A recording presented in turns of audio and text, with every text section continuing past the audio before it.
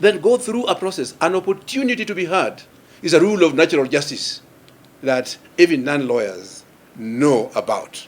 You don't need to go to school to know. Even the village people say, why do you want to do this with me before even giving me an opportunity to be heard?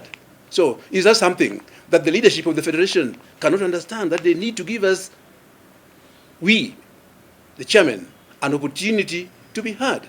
So what they have done is completely in flagrant breach of Article 47 of the Constitution of Kenya, which accords each and every citizen, or let me say everybody in Kenya, an opportunity to be heard. So we ought to have been given an opportunity to be heard after a charge has been preferred. What does the letter say?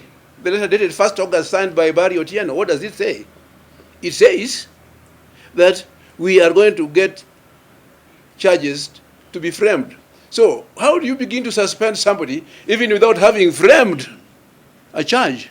There is a disciplinary committee which is supposed to be to deal with us. So it is at that time that we will know what the claim is about and the particulars of the claim, what we have done. But where are we?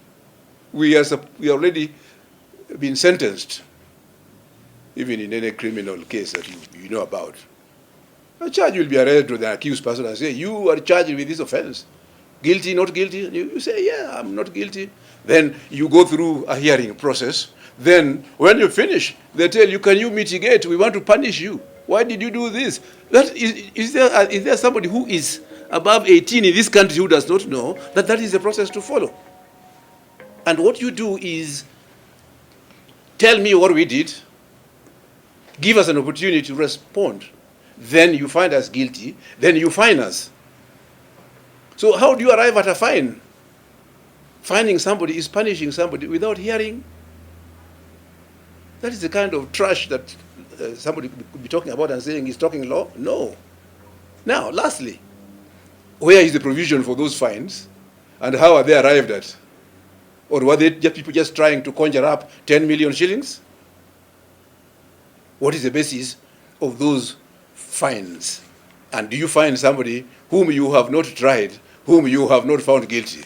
Those are my challenges about the actions that have been taken. Now the fourth one is this. Let us look at docking of points.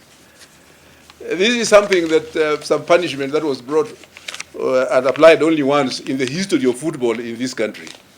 I think it was 2015 or 2016, when we were just about to become champions, and it was said that in a completely previous match, which we couldn't even remember, that the fans had misbehaved. So dock the points, and then Tusker becomes the champion. I think that was 2016. 2016. That is what happened.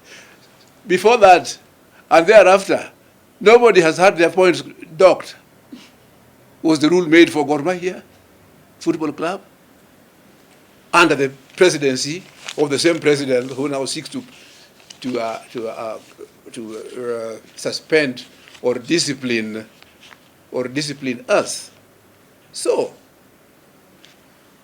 fines, as we say, I think I've talked about fines. The docking of points is a point that is clearly now provided for.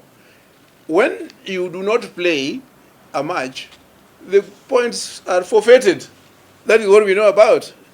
There is no such thing like docking of points for people who did not play. So let the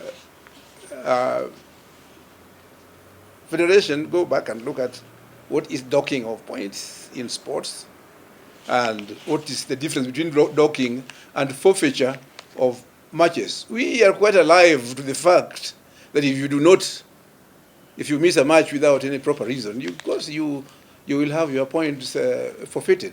And we gave it a thought. We gave it a thought and said, what are the points worth if your players are hungry? Where your coaches are hungry? What are the points? You cannot convert them into money.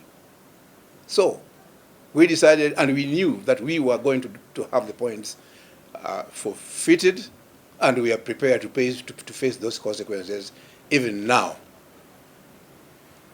Now, the last thing that I would like to say before I welcome any questions is this, that we should try to salvage the image of football. We should try to address the issues. The issues that I expected to be addressed was, for example, the financial position. I get to hear Bet King has left or is about to leave. Why? That is one of the things that we need to know, because you see, the Federation signed this contract. They sourced Bet King. I gave my views at that time,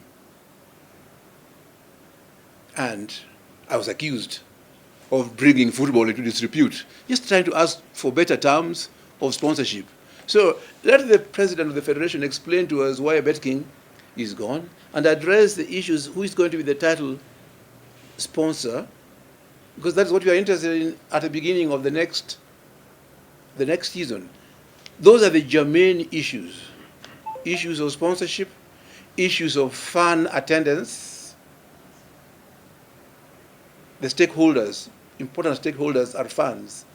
How within the rules of COVID, the containment rules, can we still recoup something for the clubs in terms of financial income, and at the same time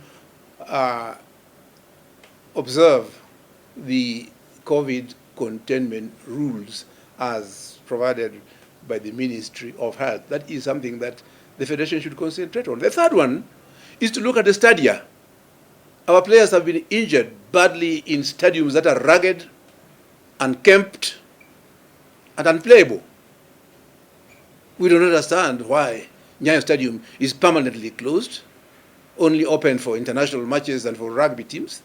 We don't understand why the Kasarani, the Moi International Sports Center, is closed. In short, issues of infrastructure ought to be addressed by the Federation so that we have areas that we can play. These are the important points.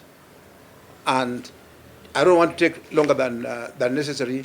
Let us try together as football stakeholders to look at what ails football in this country instead of engaging in matters of suspending. To what benefit will the Federation or will this country gain if you say Ambrose Rachier or Dan Shikanda is no longer the chairman? There will be another chairman, and the problems that I have outlined will still persist. So, pay attention to the germane issues. Thank you very much, ladies and gentlemen.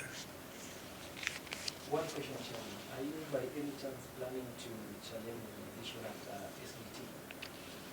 SDT? I do not want to say anything in that regard, challenging these matters in the SDT.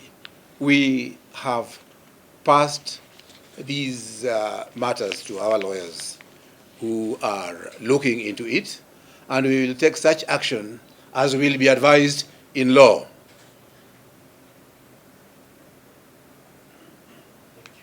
Any other question that we might, members, anybody who wants to address any other thing? The issue of the accounts that they're saying that we didn't keep them accounts.